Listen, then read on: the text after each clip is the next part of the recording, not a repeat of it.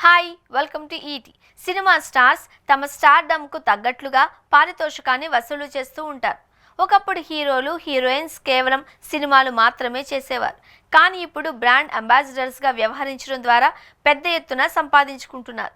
హీరోలు చాలామంది తమ స్టార్ వాల్యూను బట్టి భారీ పారితోషికాన్ని డిమాండ్ చేస్తూ యాడ్స్లో నటిస్తున్నారు. యాడ్స్లో నటిస్తే కొన్ని లీగల్ సమస్యలు వస్తున్నాయని హీరోలు వెనుకాడుతున్నారు. కానీ కొందరు మాత్రం కాస్త జాగ్రత్తగా ఎంపిక చేసుకుని వరుసగా యాడ్స్ చేస్తున్నారు. టాలీవుడ్ హీరోలో అత్యధికంగా కంపెనీలకు బ్రాండ్ అంబాసిడర్గా వ్యవహరించే హీరో మహేష్ బాబు అనే విషయం తెలిసిందే. ఆయన ఒక్కో యాడ్కి భారీ మొత్తంలో వసూలు చేస్తూ ఉంటారు. కంపెనీలను బట్టి, ఆ కంపెనీ తయారు చేస్తున్న ప్రోడక్ట్లను బట్టి మహేష్ బాబు పారితోషికం వసూలు చేస్తూ ఉంటాడు అని సమాచారం. ఇక సౌత్ హీరోయిన్స్లో చాలామంది బ్రాండ్ అంబాసిడర్స్గా వ్యవహరిస్తూ ఉంటారు. లేడీ సూపర్ స్టార్ నయనతార చాలా అరుదుగా మాత్రమే యాడ్స్లో కనిపిస్తూ ఉంటుంది. ఈమె ఎక్కువగా టాటా స్కై డిటిహెచ్ కంపెనీకి బ్రాండ్ అంబాసిడర్గా వ్యవహరిస్తూ ఉంటారు. అందులోనూ చాలా సింపుల్ అండ్ స్వీట్ లుక్లో కనిపిస్తూ ఉంటారు. తక్కువ సమయంలోనే ఎక్కువ యాడ్స్ చేయడం కంటే 1-2 చేసి ఎక్కువ పారితోషికం అందుకోవాలి అని ఈమె భావిస్తుంది అంటారు.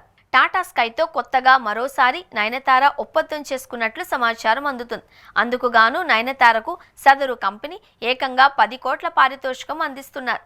ఆ కంపెనీ కోసం నిమిషం నిడివి గల ఒక యాడ్లో నయనతార నటించింది. అంతేకాకుండా కొన్ని ఫోటోలను సైతం ఆ కంపెనీ కోసం ఇచ్చింది.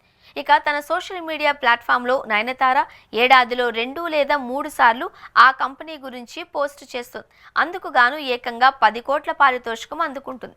మహేష్ బాబు పలు కంపెనీలకు బ్రాండ్ అంబాసిడర్గా వ్యవహరిస్తున్నప్పుడు తీసుకున్న పారితోషికం కంటే నయనతార తీసుకున్న ఈ పారితోషికం ఎక్కువగా ఉంది అని మార్కెట్ వర్గాల వారు అంటున్నారు.